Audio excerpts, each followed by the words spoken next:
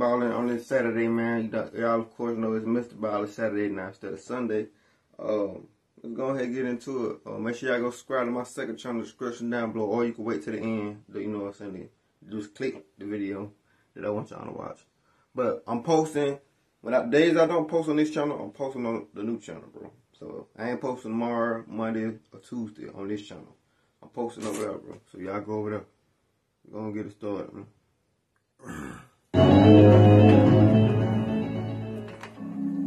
One afternoon in the spring of 1990, a young mother tidied up her family's living room in Pingyang Township, which is a small rural community made up of several villages in southern China. And she was almost done when she heard her 3-year-old twin daughters start to cry. And this really caught her off guard, because even though these kids were only 3 years old and 3-year-olds cry, well, her daughters basically never cried. They were like silent all the time. The girls' names were Shi Tsai and Shi Hongwu, and they'd been really easy babies because they were basically quiet all the time and just wanted to sleep. However, as they got older, their silence became more concerning. All they really wanted to do was just lay around and sleep and do nothing. Even at 3 years old, they hadn't even said their first words yet.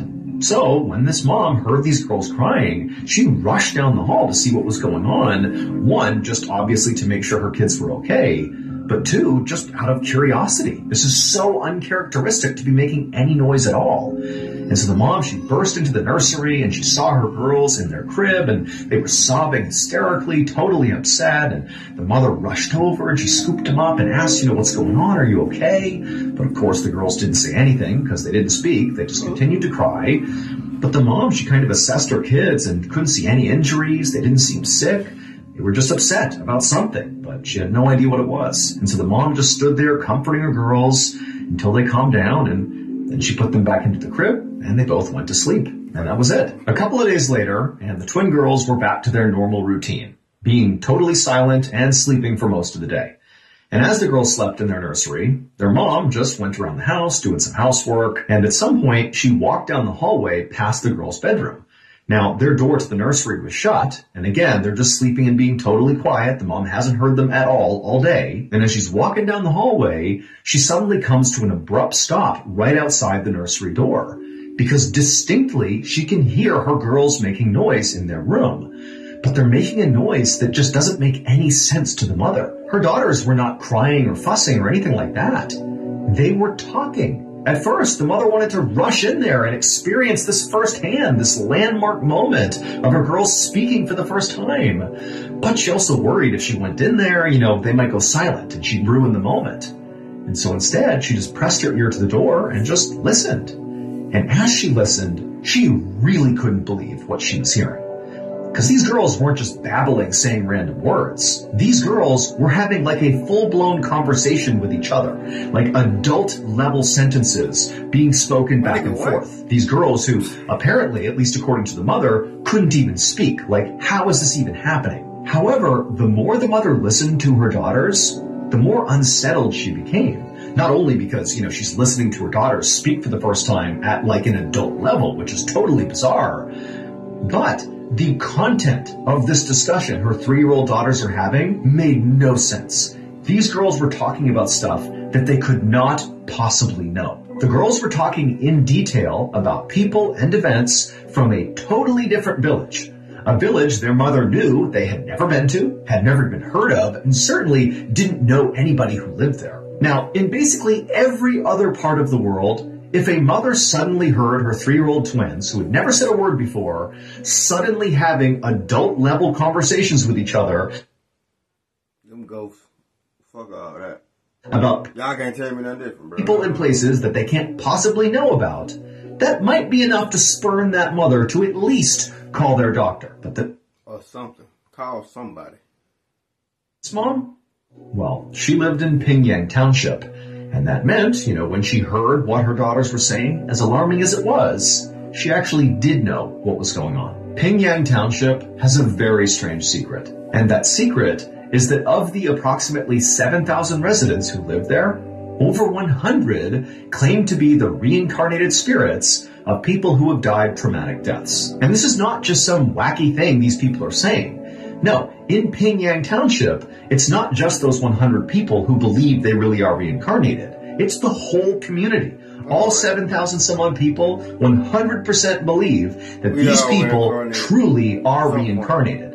And so how that plays out is that periodically the reincarnated folks will go to a non-reincarnated person in the township and will claim things like, hey, in my past life, your family owed me a debt, and so now you're going to pay it out. And these non-reincarnated people will absolutely pay that debt. Or in other cases, there have been fights, physical altercations that have come from a reincarnated person approaching a non-reincarnated person, and those fights take place in this town, and it's totally normal. But the interactions between the reincarnated and non-reincarnated people in this township, it's not just about conflict. In fact, there's been lots of decisions made in this township that are designed very specifically to avoid conflict between the reincarnated and non-reincarnated. For example, there was a little boy who claimed to be the reincarnated spirit of a pig who was butchered in town, and the butcher... Alright, y'all bullshit now. Come on now. For real. Come on, for real now. Who this boy said butchered him when he... A pig, my nigga? The pig. Well, the butcher, to make sure he was not offending this boy or potentially other people who were, the reincarnated spirits of other animals he had slaughtered. The butcher shut down his business just to be like, I don't want to offend you all. I'll find something else to do with my life. And so when this mother heard the sound of her twin girls who had never spoke before suddenly having this detailed conversation about people and events from this other village, as jarring and shocking as that was for her, because she lives in Pyongyang, she instantly understood that the only way my girls could have that information and be able to have this conversation is if they are reincarnated spirits. And so this mother did what she thought was right. What she do? Which was not to call a doctor, but instead to get the word out to the people not just in her village, but across the Pyongyang township that her twin daughters are actually reincarnated spirits. The mother's hope was that perhaps there was still family of these reincarnated spirits in this other village her daughters were referencing in their conversation that would find out about this, and maybe they'd want to come here and meet their family who now live inside of her daughters. And sure enough, less than a week after this mother got the word out, this man and woman who she didn't know came knocking at her door. When the mother let them inside the house, her girls immediately recognized them. One of the twins said that this was her mother and father from her previous life. Then the twins, these little 3-year-old girls, went on to tell this unbelievably complicated and sophisticated story about how in their previous life, these twin girls were not actually sisters. Instead, they were best friends. And together, they had taken their own lives approximately 1 month before they were reborn in the bodies of these twin girls. And so after that, the twins just continued talking to this man and woman for quite some time, giving specific... We all been killed in our past life. I got a scar on my shit. That mean, what they say, like when you got a scar, you know what I'm saying, birthmarks and shit, that you got, you know what I'm saying, killed in your last life. I got one on my chest. I think I got shot in my previous. I got shot in the chest in my previous life. Details about this village that, again, these girls, at least according to their mother, had never been to before. These girls also gave intimate details about these teenage girls' lives and even had information that was very specific to what happened to them when they took their lives and, where their bodies were found. Again, information these girls shouldn't have. And then at some point, the mother of the twins asked this man and woman, like, are these details they're giving you accurate? Is this true? And the man and woman said, yep, it's all true. And then at some point, the twins turned to their biological mother, and they told her that the reason they had been silent to this point was because they were trying to keep their reincarnation a secret. And also, the reason they slept all the time is because when they slept, they would dream about their previous lives, which they claimed to miss. To this day, no one's ever been able to offer a better explanation for how these twin girls, which is fucking diabolical, these toddlers had such accurate information about people they had never met and places they'd never been to. Basically, the only explanation that works is that they must actually be the reincarnated spirits of those teenage girls. Pyongyang Township remains a hotspot of alleged reincarnations, and nobody knows why. Well, keep it in the secret then. As many of you may already know, so our love front roast is at the end.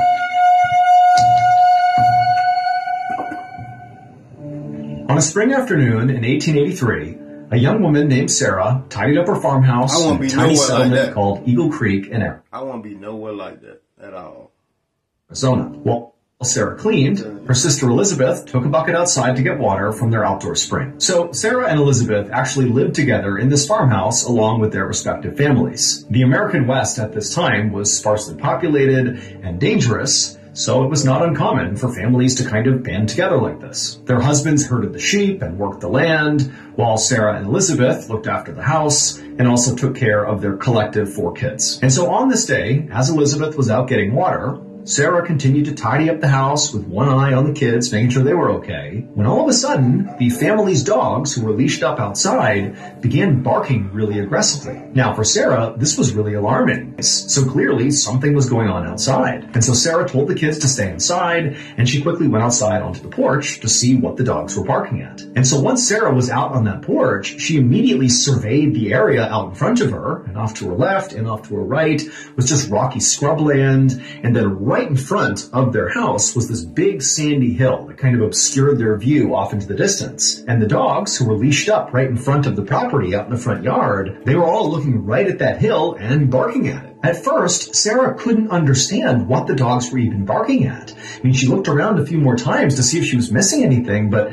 there was nothing happening out here. But then, as Sarah continued to stare at this hill where the dogs were still barking, she suddenly saw this huge creature emerge over the top and begin coming down the hill in her direction. It was this massive 4-legged creature with red fur, and its back was all twisted up.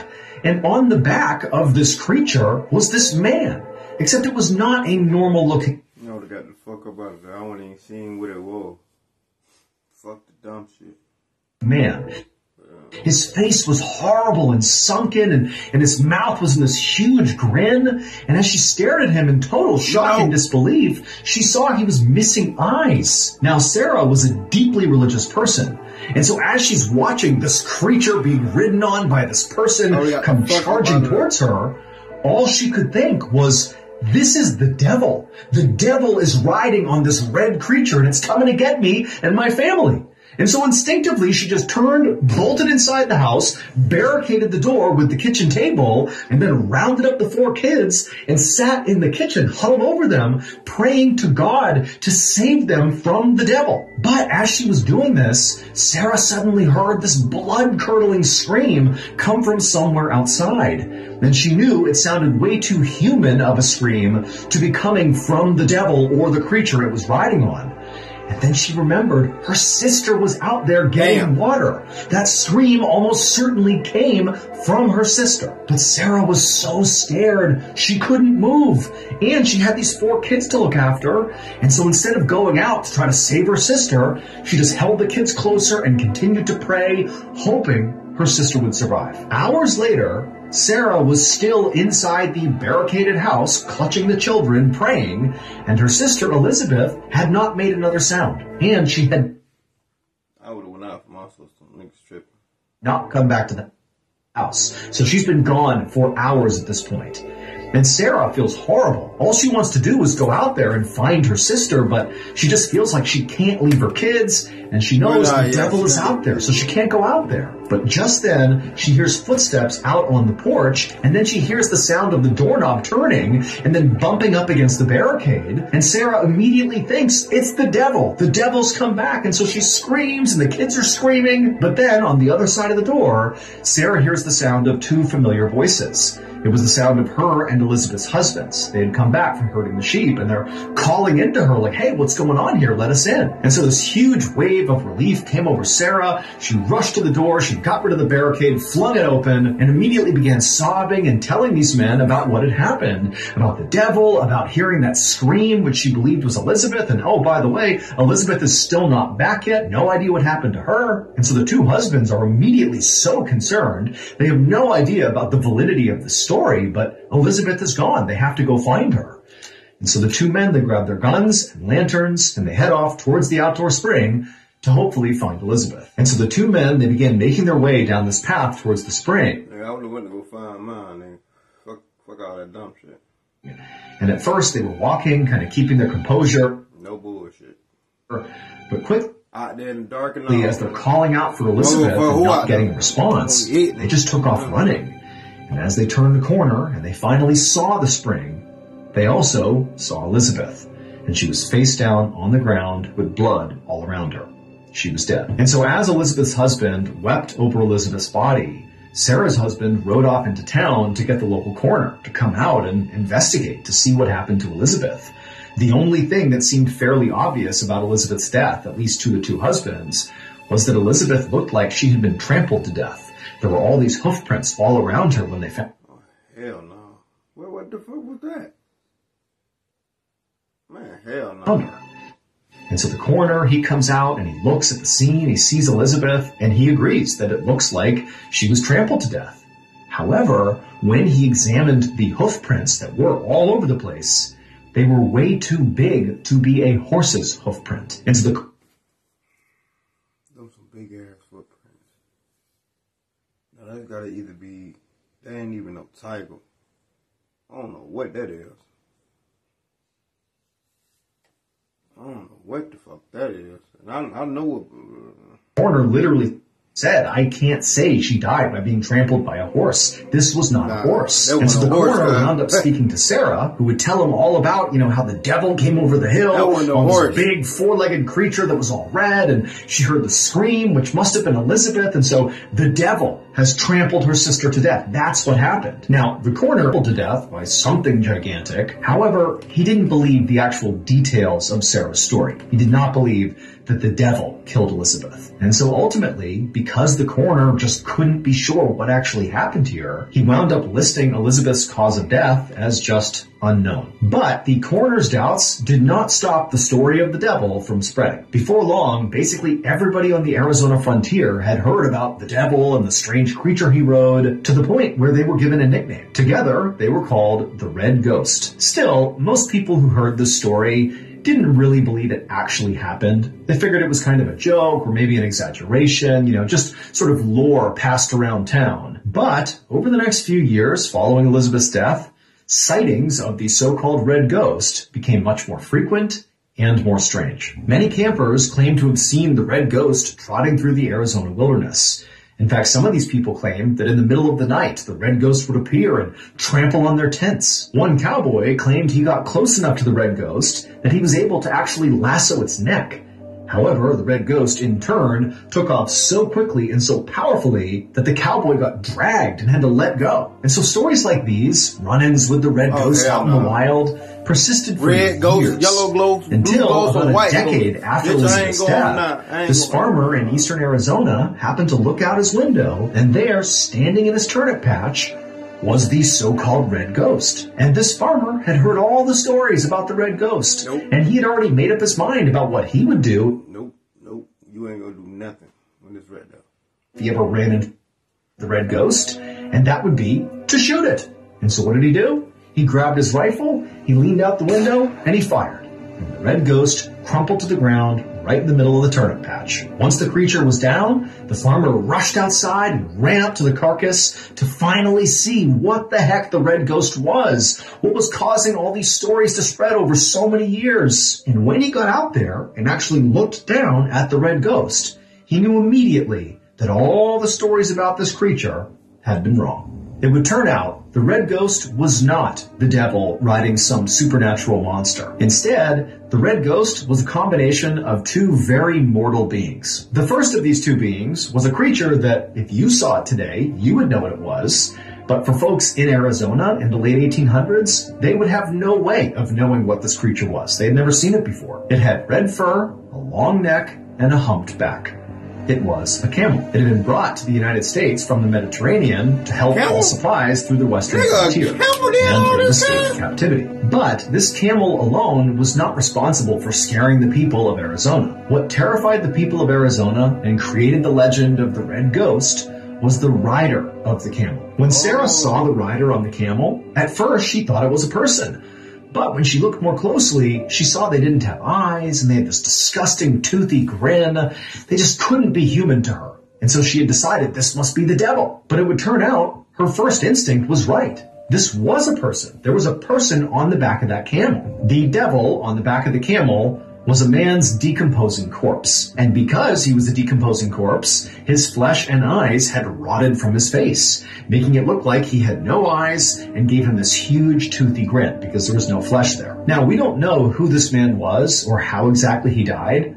All we know is at some point he was riding this camel escaped, he died, and somehow didn't fall off, and his dead body remained in an upright seated position on this camel. And then this camel just roamed around Arizona for years with this corpse on its back, giving the impression that it was the devil riding on a monster. Hell no. Today, the red ghost remains a local legend in Arizona. In fact, there's even a permanent statue of the camel in a small Arizona town called Quartzsite. Yeah, that's fucking crazy. I ain't gonna lie to you. That's absolutely bizarre. Mr. Ball, you did it again, man. Y'all gonna have this video out in probably an hour or two. Probably 2 hours. This video past 15 minutes, so it's probably gonna be 2 hours. Give me enough time, you know what I'm saying, to set up for Royal Rumble. Those who wrestling fans that know Royal Rumble is tonight, you know what I'm saying? So I might have a video for my other channel tomorrow. It's gonna be tomorrow when I do that video. Well, it's gonna be tonight, but y'all gonna see it tomorrow. Subscribe to my other channel. It should be pop up in a minute. See y'all when y'all see y'all. Let's ride, nigga. Go fuck with my new channel, bro. Got some new shit over there. Gonna have some new shit over there. Let's ride, nigga. Love y'all. Subscribe. Be safe.